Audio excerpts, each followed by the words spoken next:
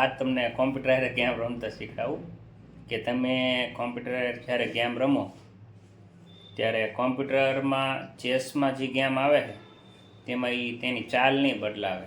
તમે જોઈજો. તો આ કોમ્પ્યુટર હારે હું 2 ગેમ રમેલો છું, તમને બતાવું, તમે જોઈ.